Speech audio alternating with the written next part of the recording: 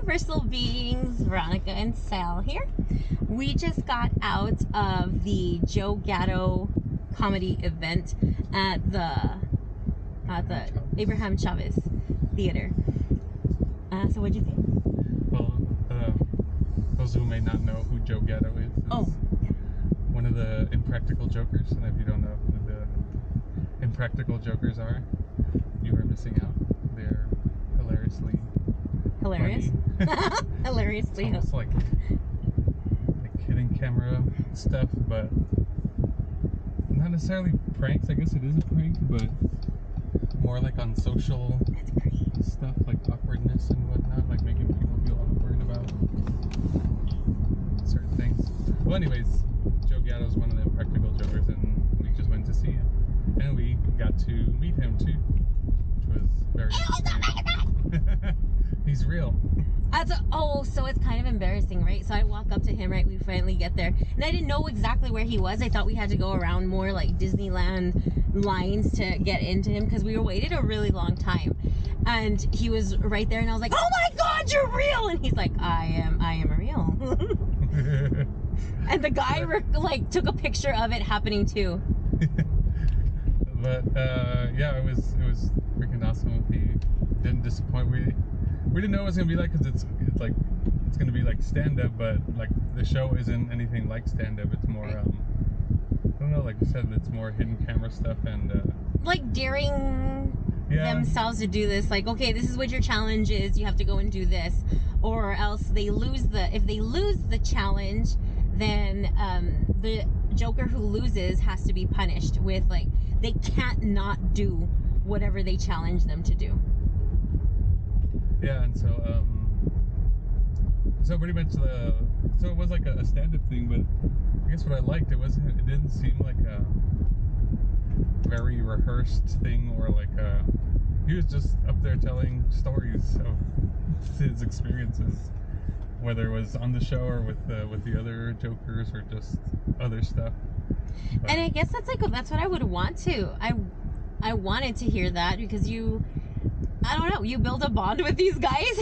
Like, you think you know them, and then you want to know more. You want to know their stories and their experiences and stuff, which is the funniest thing, or which was the most challenging, or whatever. And he was able to tell us all of that, and he answered just random questions too, and it was really cool. Yeah. Scared me. Hey, excuse me. Yeah. Acid reflux. Ew. Just kidding. But okay, well, he's burping over there. I laughed so hard I got dizzy. I thought I was gonna fall over, and so I had to stop laughing for a second and just redo my breathing.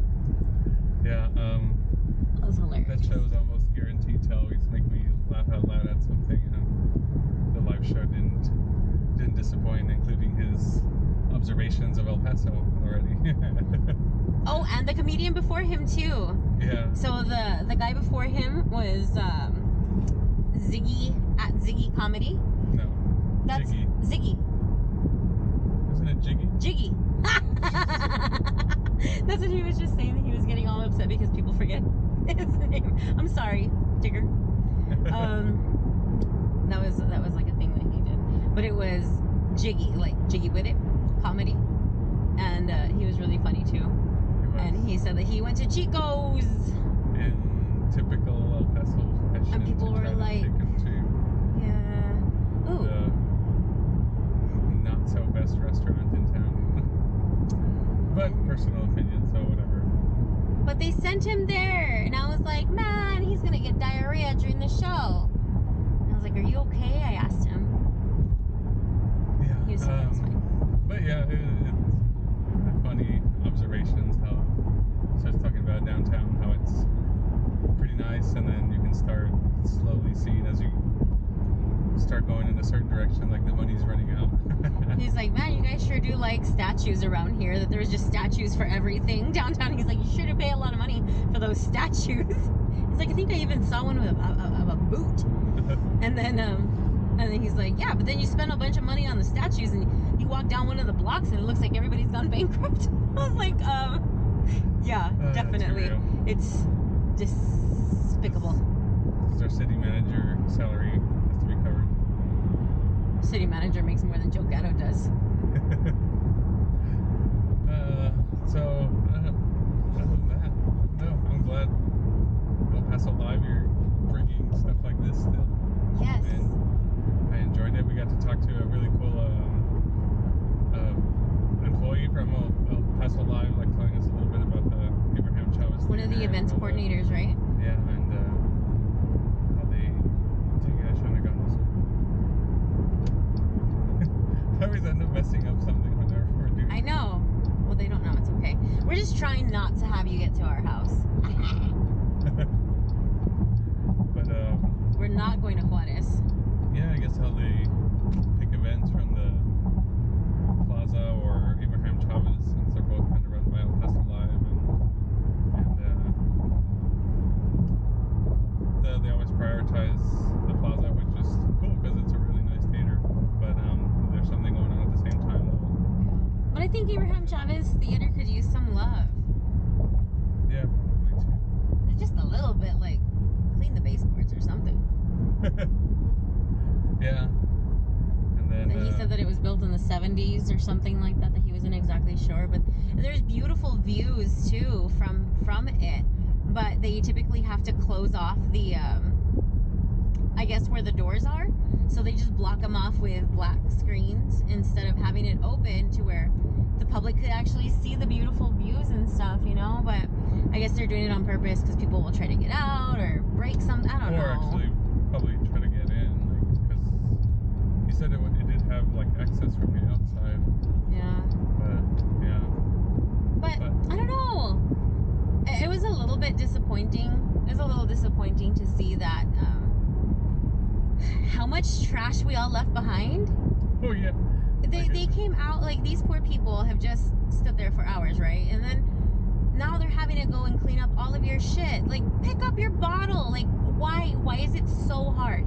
You walked in with it, walk out with it. There's trash cans at, like, every point that you could have just tossed it, you know? And just bottles and cans and just stuff everywhere. And God, man, people, just pick up after yourself. Like, your mom does not live there.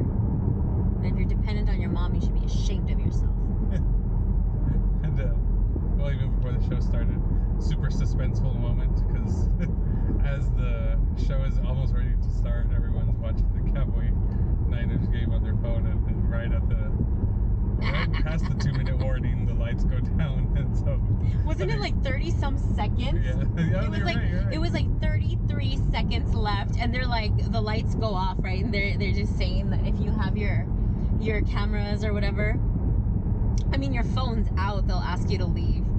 And everybody did. I thought it was really good. Everybody did put their phone away, like from what I saw. Suspense must have been killing everybody, or at least the ones that cared. Yeah, well, either way, it was a very fun experience, and he taught us. He even mentioned it was going to be a TedTalk. A TED Talk on making awkward moments. So expect some more awkwardness so from those of you that know us, yeah, now we are fluent in the art of awkwardness. I think we have already been. But now we, I guess, stepped it up a little more. Oh yeah, I can't wait. I'm very, very excited about this. Yes.